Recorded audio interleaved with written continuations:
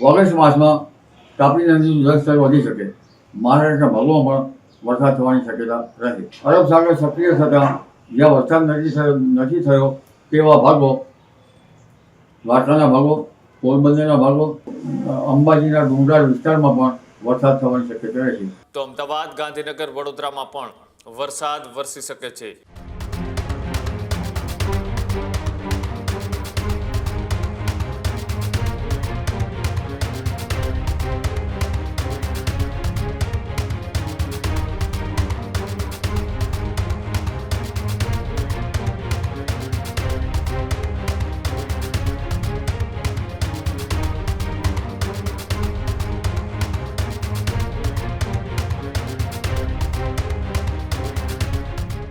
હવે સમાચારોમાં આગળ વાત કરીએ વરસાદની. તો વરસાદને લઈ ફરી એક વખત હવામાન નિષ્ણાંત આંબાલાલ પટેલે આગાહી કરી છે. આગામી 24 કલાકમાં વરસાદી ઝાપટા પડી શકે તેવી વાત આંબાલાલ પટેલે કરી. ઉત્તર ગુજરાતના બનાસકાંઠા સાથે જ સાબરકાંઠામાં પણ વરસાદની શક્યતા. તો અમદાવાદ, ગાંધીનગર, વડોદરામાં પણ વરસાદ વરસી શકે છે. મધ્ય ગુજરાતમાં પણ વરસાદની આગાહી કરવામાં આવી. તો ઉત્તર સૌરાષ્ટ્રના કેટલાક વિસ્તારોમાં પણ વરસાદી ઝાપટા પડી શકે છે. દક્ષિણ ગુજરાતમાં પણ વરસાદી ઝાપટાની શક્યતા છે. તો ભારે વરસાદથી નર્મદાનું જળસ્તર પણ વધી શકે છે તેવી આગાહી આંબાલાલ પટેલે કરી. આગામી જે ઓગસ્ટમાં તાપી નદીનું જળસ્તર વધવાની પણ શક્યતા છે. તો 17 થી 19 ઓગસ્ટ વચ્ચે ગુજરાતના હવામાનમાં પલટો આવી શકે છે તેવી પણ વાત કરવામાં આવી. તો 23 ઓગસ્ટ બાદ ફરી વરસાદી ઝાપટા પડી શકે છે.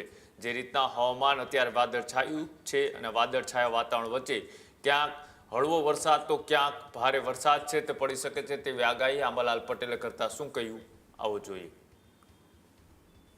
આગામી 48 કલાકમાં ક્યાંક વરસાદ ઝાપટા પડવાની શક્યતા રહેશે, પરંતુ આગામી 24 કલાકમાં લગભગ ગુજરાતના કેટલાક ભાગમાં વરસાદ ઝાપટા પડવાની શક્યતા રહેશે.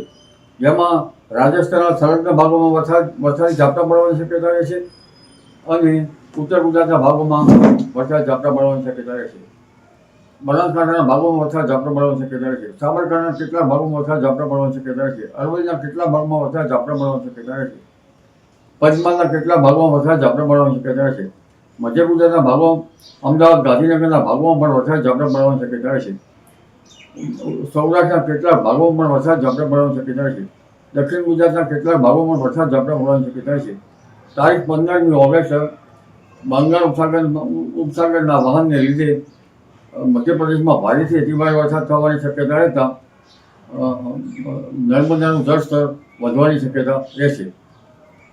ઓગસ્ટ માસમાં તાપી નદીનું જળસ્તર વધી શકે. મહારાષ્ટ્રના ભાગોમાં પણ વરસાદ થવાની શક્યતા રહે. હમણાં આ વરસાદી પાણી કૃષિ પાકો માટે સારું ગણાતું નથી. આશ્લેષા નક્ષત્રમાં મોટા ફોરાનો વરસાદ થતો હોય છે, એટલે કે મોટા ટીપા. પણ એટલે ખેડૂત ભાઈઓએ વરફ થઈ કૃષિ કાર્યો કરવા સારા રહે. આ ઉપરાંત તારીખ 17 થી 19માં મઘા નક્ષત્રમાં પણ ગુજરાતના કેટલાક ભાગમાં વરસાદ ઝાપટા પડવાની શક્યતા રહેશે. તારીખ 23 ઓગસ્ટથી 28 ઓગસ્ટ સુધીમાં પણ રાજ્યના ભાગોમાં વરસાદી ઝાપટા પડવાની શક્યતા રહેશે. પર્વતાકારનો મેઘ જ્યાં ચડે ત્યાં પડે. ઓગસ્ટના અંતમાં અને સપ્ટેમ્બરના શરૂઆતમાં અરબ સાગર પણ સક્રિય થવાની શક્યતા રહેશે. બંગાળ ઉપસાગરમાં એક પછી એક સિસ્ટમો બનતી રહેશે. અરબ સાગર સક્રિય થતાં જ્યાં વરસાદ નથી થયો તેવા ભાગો, દ્વારકાના ભાગો, પોરબંદરના ભાગો અને જામનગરના ભાગોમાં પણ વરસાદ થવાની શક્યતા રહેશે. હવે લગભગ અરબ સાગર સક્રિય થતાં શક્યતા તો છે કે શિયાળુ પાકો પશ્ચિમ સૌરાષ્ટ્રના ભાગમાં વરસાદ થતાં સારો થઈ શકે. આ ઉપરાંત 6 થી 9 સપ્ટેમ્બરમાં પણ રાજ્યના ભાગોમાં વરસાદ થવાની શક્યતા રહેશે. પરંતુ તારીખ 12 સપ્ટેમ્બર પછી ભારે વરસાદી ઝાપટા પડવાની શક્યતા રહેશે. ગણેશ ચતુર્થી નિમિત્તે અને ભાદરવાની શરૂઆત સુધીમાં અંબાજીના ડુંગરાળ વિસ્તારમાં પણ વરસાદ થવાની શક્યતા રહેશે અને ગણેશ ચતુર્થીની આસપાસ પણ વરસાદ થવાની શક્યતા રહેશે. ઋષભ પંચમી સુધીમાં પણ વરસાદ થવાની શક્યતા રહેશે. આ ઉપરાંત અનંત ચતુર્થી, ગણેશ વિસર્જન અને પૂનમ પહેલાં પણ ક્યાંક વરસાદી ઝાપટા પડવાની શક્યતા રહે. પૂનમે પણ કોઈ જગ્યાએ વરસાદ ઝાપટા પડવાની શક્યતા રહે. તારીખ 13મી સપ્ટેમ્બરે ગરમી પડવાની શક્યતા રહે. ગરમી વચ્ચે વરસાદ આવવાની શક્યતા રહે. 13મી સપ્ટેમ્બરે ઉત્તરા ફાલ્ગુની નક્ષત્ર છે અને આ નક્ષત્રનું પાણી સારું ગણાય છે. જોકે 31મી ઓગસ્ટે જે વરસાદ થવાનો છે તેનું પાણી સારું ગણાતું નથી, એટલે ત્યાર પછીનું 13મી ઓગસ્ટનું વરસાદી પાણી સારું ગણાય છે. પરંતુ સપ્ટેમ્બર માસમાં વરસાદ થવાની શક્યતા છે, એટલે ઊભા કૃષિ પાકો બાજરી જેવા પાકોમાં નિગલ અવસ્થામાં આવ્યા હોય છે ત્યાં હરકત આવી શકે. સપ્ટેમ્બર માસમાં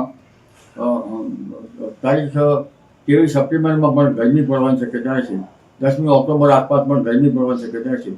ગરમી વચ્ચે મંગળ ઉપસાગર સક્રિય થવાની શક્યતા રહેતા અરબ સાગર પણ ધીરે ધીરે સક્રિય થવાની શક્યતા રહેતા અને કેટલીક સિસ્ટમોના કારણે લગભગ સપ્ટેમ્બર માસમાં પણ વરસાદ થતો રહેશે.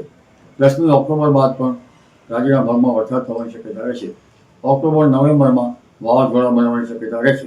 ખેડૂત ભાઈઓ છે ખેતરમાં ડ્રોન ઉડાવતા હોય છે ત્યારે આપને એક પ્રશ્ન સતાવતો હોય છે કે જે આપણે અત્યાર સુધી જીપીએસ ટેકનોલોજીવાળા ડ્રોન વાપર્યા છે, જેથી કરીને મોબાઈલ ટાવર છે અથવા તો હાઈ ટેન્શન લાઇન પસાર થતી હોય, કોઈ વૃક્ષો હોય, ત્યારે જે જીપીએસ ટેકનોલોજીવાળા ડ્રોન છે એમાં ટકરાય અને ટ્રેસ થાય છે. પણ એગ્રીવન લાવ્યું છે જીએનએસએસ ટેકનોલોજી ડ્રોન, જેથી કરીને એ ડ્રોન છે એ કોઈ જગ્યાએ ટકરાય નહીં, પોતાની રીતે જ ડિસિઝન લે છે અને મૂવ થઈ જાય છે, જેથી કરીને જીએનએસએસ ટેકનોલોજી ડ્રોન છે એ વાપરવાનો આગ્રહ રાખો. આ જ પ્રકારની તમામ અપડેટ જોવા માટે ન્યૂઝરૂમ ગુજરાતને લાઇક, શેર અને સબસ્ક્રાઇબ કરવાનું ભૂલતા નહીં.